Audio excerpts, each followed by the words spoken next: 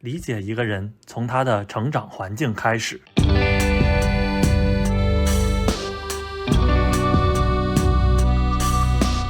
大家好，在本集开始之前，先提供一点背景知识。在美国成为医生是这么一个流程，本科读一个 Pre-Med 专业，一般是生物和化学，最少花费4年，然后开始考 MCAT。MCAT 是医学院录取所参考的一种标准化考试。获得 MCAT 成绩之后，申请医学院，录取之后，医学院一般读4年，前2年学习理论知识，第3年在医院各部门见习，第4年在医院里实习，通过一些考试，医学院就毕业了。在这之前的8年都是学费很高昂的。医学院毕业之后，需要申请各医院的住院医项目。住院医项目根据科室不同，大概需要花4到5年的时间。如果想学习更加细分专业的知识，在那之后还需要再做 fellowship， 要做1到2年。全部都完成之后，一个主治医师就练成了。本期分享的是嘉宾在医学院4年学习过程中的经历。Hello everyone, welcome to a Southern College Life. Today I'm very happy to have Chris here to share his experience in Rutgers Medical School. Chris, say hi to the audience. Hello everyone, my name is Dr. Christian Core. I graduated Rutgers in 2021. At the very beginning, why you want to be a doctor? Well, the very beginning for me is literally the very beginning. It was either lawyer or doctor when I was in preschool, because I like arguing, but I also like to help people. And then my mother was a physical therapist, so she had a lot of anatomy textbooks. And instead of reading children's books a lot of the time, I would crack open an anatomy textbook and start learning Latin. So for some reason, it really just clicked with me, and I never let it go. Well, that's really early. Yeah, pretty early. We all know it's very hard to get into a medical school. Describe a little bit about that journey for you. How did you get all the GPAs and how did you prepare for the MCAT? Yeah. Well, I think for me in particular, I'm a very unique candidate, not necessarily in a good way. I don't think my experience was the normal. When I was in college, I really didn't know what I wanted to do, kind of lost my way in terms of, do I want to be in medicine? Do I want to be an engineer? So I originally went to Virginia Tech for engineering. I did not enjoy it.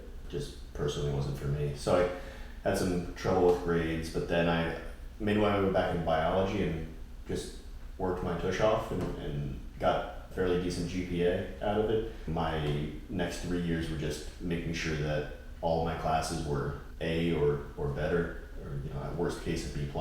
And so my GPA sat right around the average of that time, which was I think about like a 3.6 or a 3.7 was like average or a little bit low for applying to medical school. And then at that point I said, okay, I'm not distinguishing myself there, but I'm solid. So I just treated it like trying to complete a puzzle. Like, what other pieces do I need to fit in to make myself the best looking applicant that I can possibly be? At that point, I graduated college and gave myself the summer to kind of think about it, make sure that this is what I wanted to do, because I didn't really have a lot of financial or family support for my application. Like, not a lot of people were kind of considering that this would be a path for me. And I had college advisors, one specific for medical school applications, saying, maybe nursing, maybe physical therapy or another great professions would be a little more attainable. But I knew I didn't want to do physical therapy because I'd seen my mother do it, and it wasn't for me. It takes a different type of person to do that every day. But basically, once I decided this is the path that I have to go down, I sat down to study for the MCAT for about anywhere from 12 to 16 hours a day. I'd pretty much wake up at 7 in the morning, make myself breakfast, and then I'd go back to my bedroom to study. Sometimes study courses I didn't really have a lot of experience with, like neuroscience or pharmacology type things. Those would be actual just sitting down with a Princeton review book or a Kaplan review book and just studying through those. And it would be like the abbreviated form, so like a pretty thin book. And then after that, the rest of it I figured was just test taking ability, not something that I'm typically strong with. So I sat down the rest of the day. So the studying was maybe 4 or 5 hours, and the rest of it I was just finding practice tests on the MCAT. So I would take at least one section in the morning and then 2 sections in the afternoon per day to just figure out, okay, like my timing of each section, and then what types of questions am I getting wrong. So I really just boiled it down to kind of like a counting cards type thing. If I'm at a loss, like what are my best options per question? And then I scored fairly well on the MCAT. In July of the year, I got a call from the admissions office at Rutgers saying, hey, we have a spot, do you want it? I'm like, yeah, I guess I'll take it. But it was a tumultuous process. I was working in the meantime at some random jobs here and there, and then just trying to figure out, okay, do I apply again this next cycle, or do I try to get a master's? But a lot of just long hours luckily paid off. For average medical school students, how many times did they take MCAT? Once or twice, or? I can't remember. So at that point, this has been maybe 5 or 6 years ago. So at that point, I would say the average for somebody who did get into medical school at a certain point probably would have been just 2, maybe 3 times, because at a certain point, I think we did have to report other test grades, or at least report how many times you took the MCAT. So a medical school would know this person took 30 tries to get a decent score on the MCAT. I don't remember if you reported your best or your latest score. So pretty much if I took it twice and my second one was lower, I would take it maybe a 3rd time and then hope that was higher, and then you pretty much just stick with that one. I think I took it twice. Once in college, that was a funny story. There was actually a blackout and we lost like all of our data. So I had to take it again. I took it once I graduated after all that studying and did well enough, and I'm like sticking with that score. Do you think the blackout was an accident or somebody?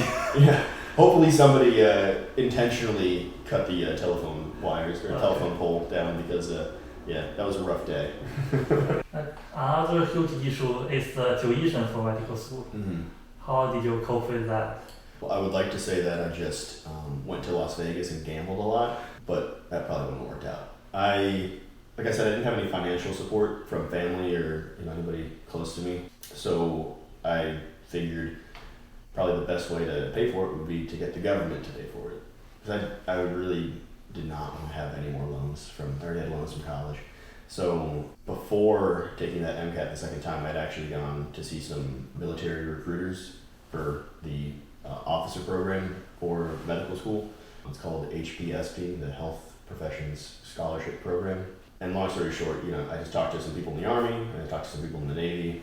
I felt like the Navy was a great fit. And then I just sat down, and for a few hours that evening that I met with the recruiter, we just started filling out the paperwork.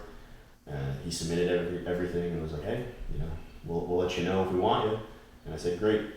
And then a couple months later, they said, hey, you got a spot. So just let us know when you get into medical school and it's paid for. And now we're here, and I'm paying off my contract and practicing medicine. So the first 2 years for the chemical school was still courses, like science courses.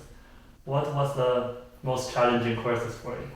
I would say the most challenging ones are probably the ones that I can still remember. It would be all of the, I forget the exact class term, but basically all of the editing processes for DNA reproduction. So if there were like an error, it would be like the process of what mutation is it, and then like how is that fixed in a typical healthy human being, and then associating those with diseases. So if somebody didn't have the proper editing pathway, what would happen down the line. So if you were missing out on if there were a gene called MCMH, for example, that had an error in copying, what pathway would be fixing that? And then if that pathway weren't functioning, what disease would you present with? I think that was the most challenging one, because it had all of these random seeming acronyms, and sometimes it would be associated with like a number, so it'd be like WRT TAC 50. I'm like, well, that doesn't really roll off the tongue. So those are pretty tough courses. And the facts are not really organized, kind of random. Mm-hmm. Oh, it sounds very hard. And that's unfortunately how most of that research works too. They're trying to find the reason for this disease, so they're working backwards from the negative consequence. So they're working backwards, and then different people are finding different genes and different editing mechanisms. So when you have different people coming together on the same thing, of course, and especially from different countries and cultures, they're going to name things differently. But then, of course, science likes to try to make that into a standardized naming system, like in organic chemistry and nomenclature for your different chemicals. But biology is a little more to the wind, I'd say. Not everybody has a standard for each certain gene they might find. After the courses is the clerkship. Mm-hmm. What was the most unexpected lessons you learned from clerkship?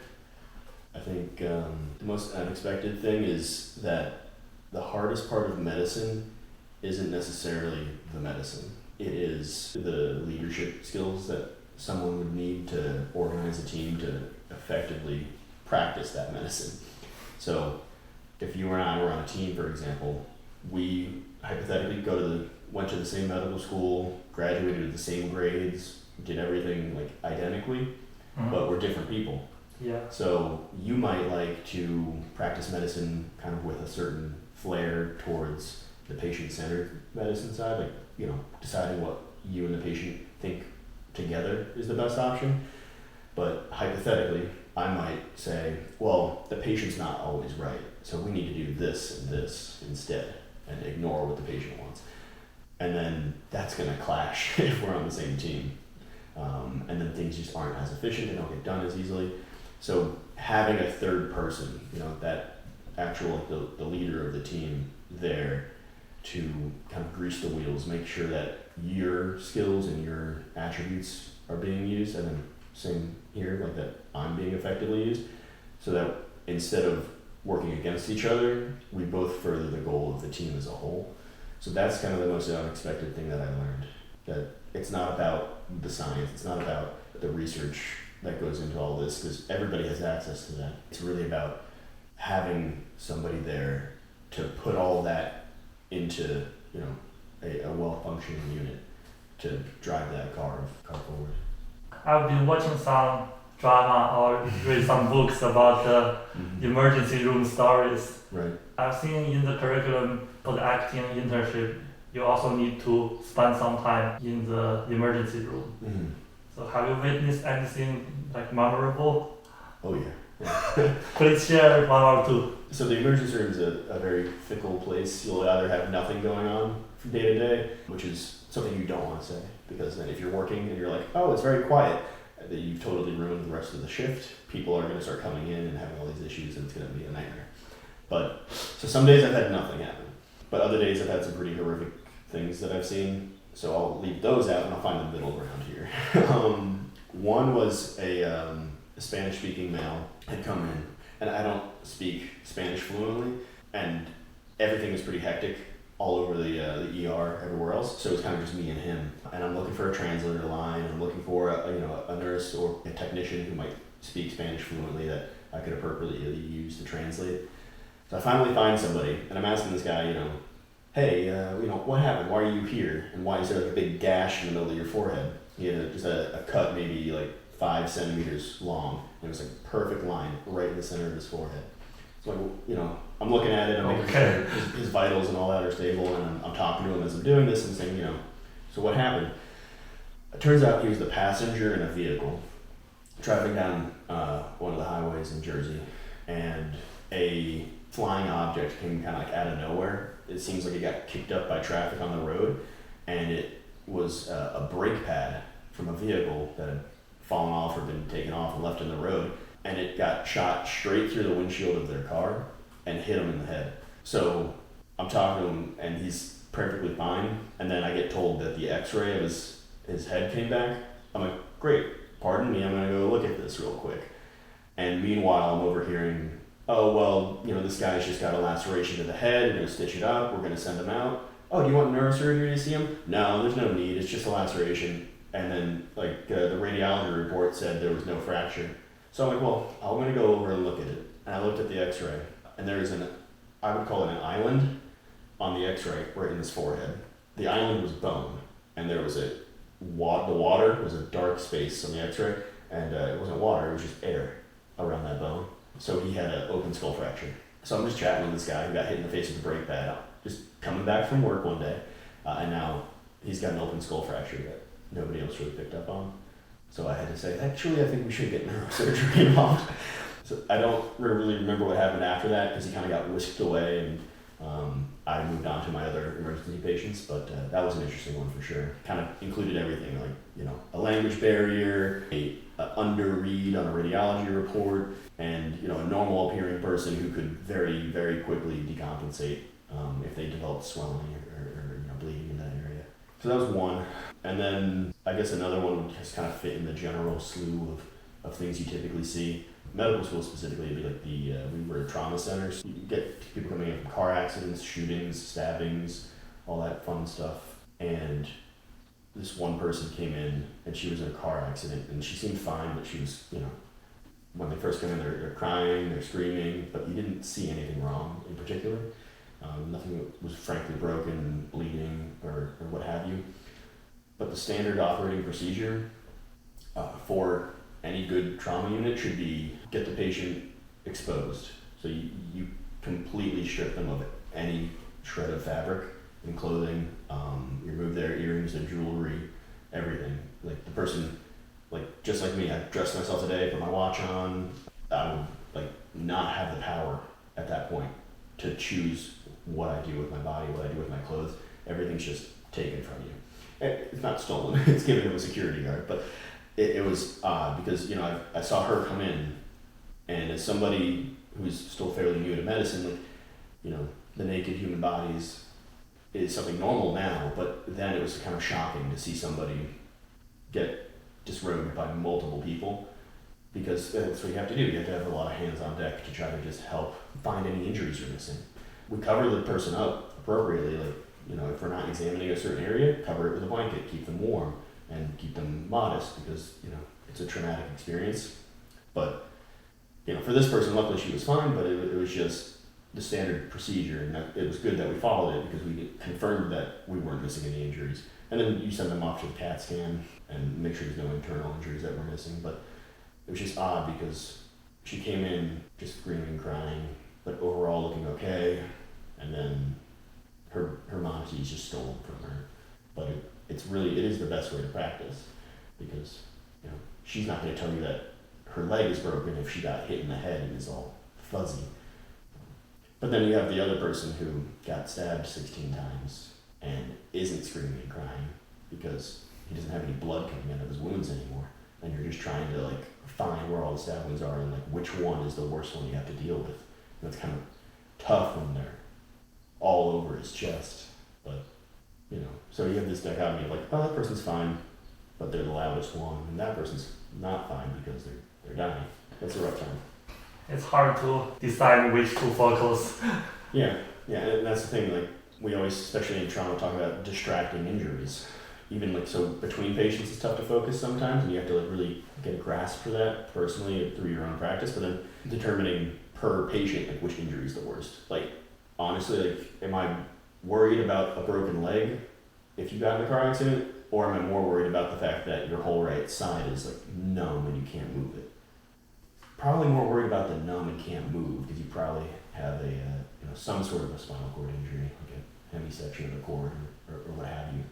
And I have to figure out what level is that at, and are you going to be able to breathe for yourself in a few minutes, or are you going to start to suffocate because your diaphragm doesn't work? So even within a person, it's which thing should I focus on the most? And that part of triage is an art form. It's not a science until you're able to recognize, okay, this is the more concerning thing, and then you get down the pathway of injury and mechanism and treatment. Exciting and very meaningful work. What's uniquely about Rutgers Medical School compared to other medical schools? I think that's a tough question. It's a good question, but a tough question to answer, seeing as I only went to one medical school. But I think our location, the location that we were in was fantastic. So I've worked at 2 trauma centers, one being Rutgers and then one being a hospital in Virginia. And Rutgers has, more recently, redone their ER. So their ER is huge compared to this other trauma center I was at. And just the patient flow that we get, the types of folks that come in are very varied. Because we have car accidents, stabbing, shootings, overdoses, domestic disputes that got physical, all these sorts of things.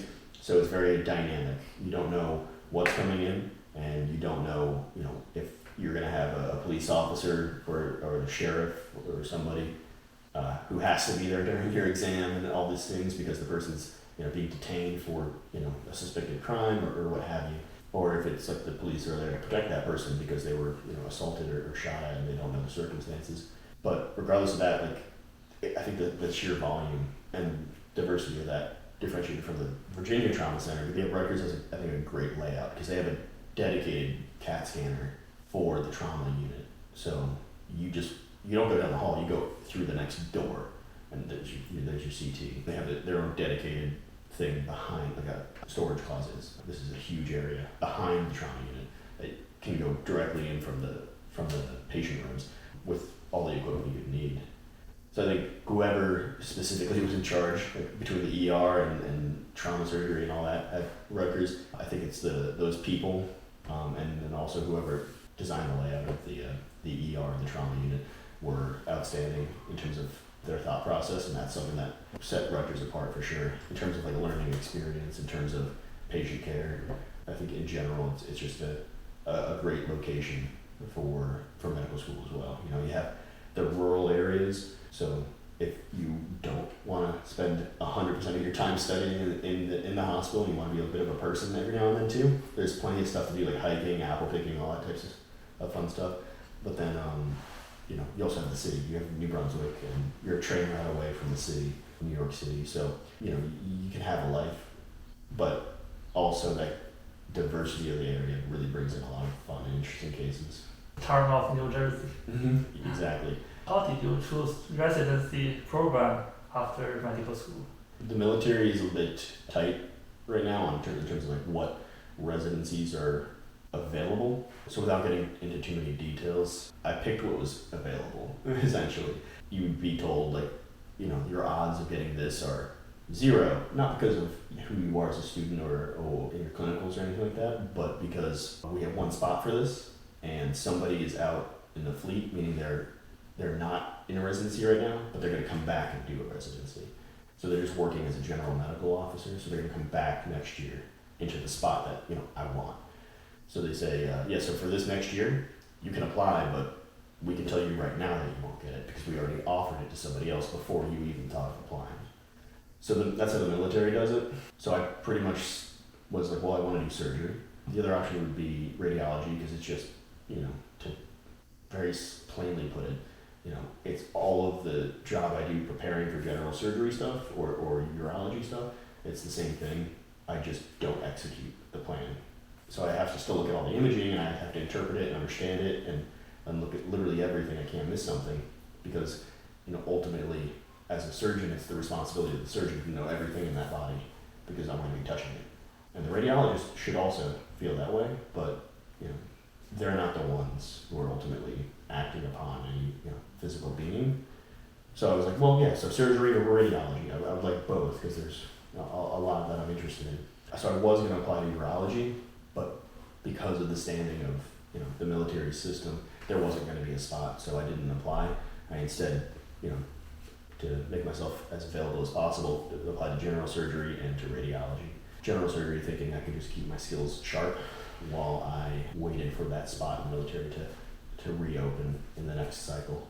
More of a political way of me going towards a residency rather than this is what I love, I want to do it. General surgery is not exactly what I love that I want to do for the rest of my life, but that's how I picked that because urology was really my passion. Thanks again for coming on this little show and sharing all those interesting insights with us. If you want to see more of this interesting content, please don't forget to subscribe and hit the like button. Okay, bye bye.